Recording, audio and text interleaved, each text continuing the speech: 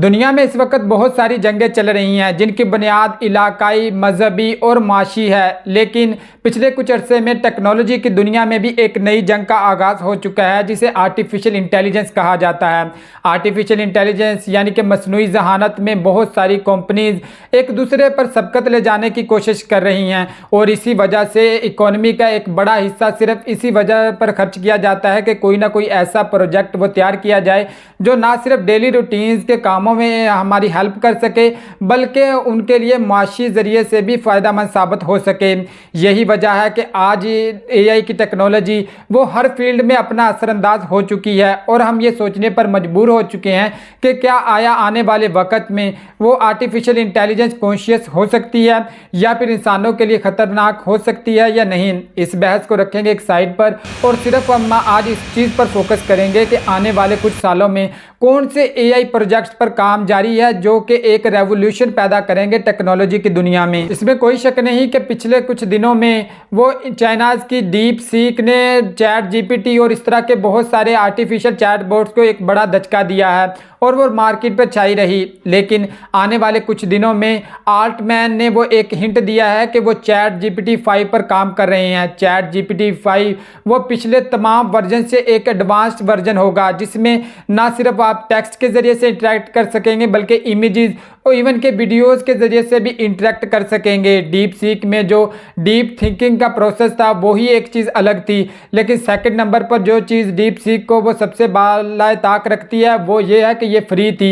इसी वजह से आल्टमैन ने ये भी हिंट दिया है कि जो चैट जीपीटी 5 है उसका वर्जन है वो तकरीबन फ्री ही होगा। इस वजह से ये एक रेवोल्यूशनरी आइडिया है जो आने वाले वक्त में हमारे सामने आएगा, लेकिन इसकी कोई डेट के बारे में तो कंफर्मेशन नहीं है, लेकिन इस पर काफ़ी सारा काम है वो मुकम्मल किया जा चुका है। इस एआई मॉडल को वो ट्रेन किया जा रहा है जो कि कभी इम्कान है कि 2025 के एंड तक वो कमर्शियल यूज़ के लिए वो लॉन्च कर दिया जाएगा। एलन मस्क अपने इरादों और अपने पैशन की वजह से काफ़ी मशहूर हैं। यही वजह है कि उनकी कंपनी स्पेस एक्स वो मार्स जैसे रेवोल्यूशनरी आइडिया पर वो काम कर रही है, जबकि उनकी टेस्ला कंपनी वो सेल्फ ड्राइविंग के ऊपर काम कर रही है। लेकिन एक आर्टिफिशियल इंटेलिजेंस के एक और प्रोजेक्ट पर भी एलन मस्क काम कर रहे हैं जिसे एनमाइंड डिवाइस या फिर ब्रेन कंप्यूटर इंटरफेस प्रोजेक्ट भी कहा जाता है। इस प्रोजेक्ट में कुछ जो पैरालाइज्ड पर्सन या परमानेंट डिसेबल्ड पर्सन होते हैं जो उनके लिए काम किया जा रहा है, चाहे वो ब्लाइंड हो या फिर पैरालाइज्ड हो,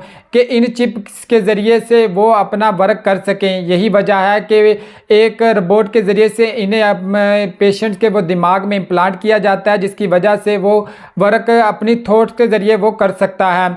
और ये सक्सेसफुली 3 मिशंस हैं वो कंप्लीट कर चुके हैं न्यूरालिंक, जिसमें 3 पेशेंट्स के दिमाग में ये इस चिप को इम्प्लांट किया गया और जिसके बाद उन्होंने वर्कआउट स्टार्ट कर दिया।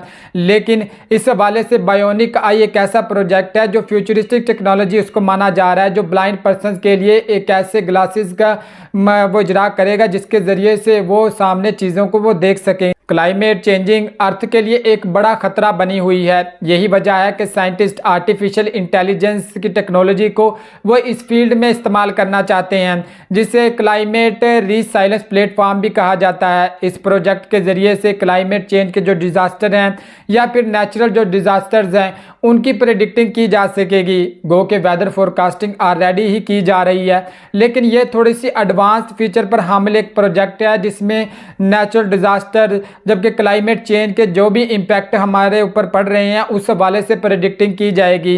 अगर ये प्रोजेक्ट लॉन्च कर दिया जाता है तो वेदर फोरकास्टिंग से लेकर जो हमारे सैलाब या नेचुरल डिज़ास्टर की जो चीज़ें हैं उनमें प्रेडिक्टिंग है वो और भी ज़्यादा वो एक्यूरेट हो जाएगी। एलन मस्क की कंपनी टेस्ला वो ऑलरेडी रिमोट सेंसिंग टेक्नोलॉजी की ड्राइविंग कार्स हैं उन पर काम कर चुकी है, लेकिन एक नेक्स्ट एआई मॉडल के ज़रिए से वो सेल्फ ड्राइविंग सूट पर काम कर रही है जिसके ज़रिए से वो ऑटो पायलट कार्स को वो चलाया जाएगा। यानी कि कार्स की ड्राइविंग के लिए किसी ड्राइवर की ज़रूरत नहीं होगी, सिर्फ आर्टिफिशियल इंटेलिजेंस ही उसको ड्राइव करेगी। अपनी मर्ज़ी से ही उसके ऑटो ब्रेक्स और ऑटो स्पीड है वो कंट्रोल की जाएगी ट्रैफिक को मद्देनज़र रखते हुए।